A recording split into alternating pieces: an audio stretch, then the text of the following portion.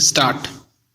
To help those who were unable to pay the arrears of rent, the facility of payment in 12 installments was given.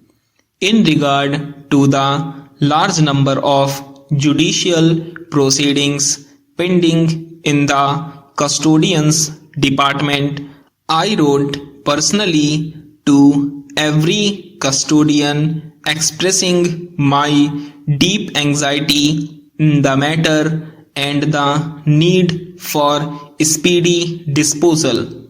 I also pointed out to them the desirability of taking a broad view of evacuee property cases and not to be guided by narrow or legislative considerations.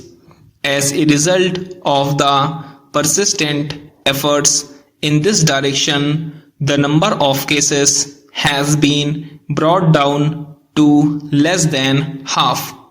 No content with the above measures, a thorough review of the provisions of the evacuee property law was carried out with a view to finding out whether any of the provisions could be amended with a view to simplifying the procedure. The present bill, which has been passed by the Lok Sabha, is the outcome of this examination. I would like to mention some of its important features.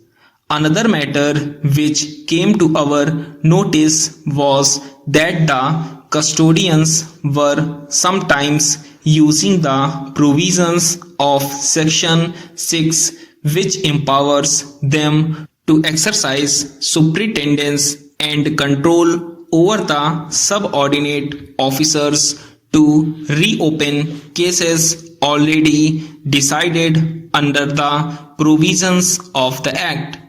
In order to obviate improper use of this section, it is being made clear through clause 2 of the bill that the custodian will not question judicial orders passed by the subordinate officers under the general powers of superintendence and control. The power of superintendence and control of the custodian general is, however, being retained.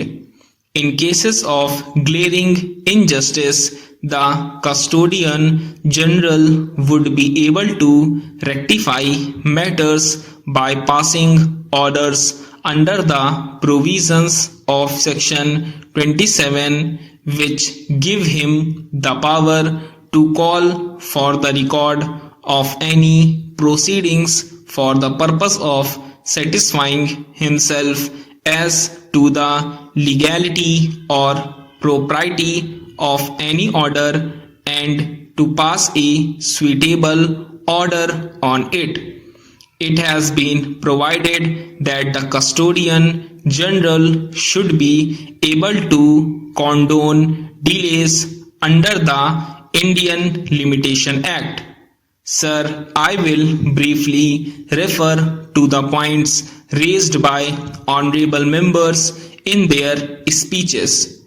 It is true that the Road Transport Corporations Act has not been utilized as much as one would have wished, but from that to argue the Act has remained a dead letter, I think is not quite correct. Road transport corporations have been formed. The premier road transport corporation is the Bombay Road Transport Corporation, and it has been functioning in a very efficient way. There are other state road transport corporations but they will all be amalgamated with the Bombay Main Corporation, and perhaps the Chandigarh Road Transport Corporation also will be taken over by the Punjab government.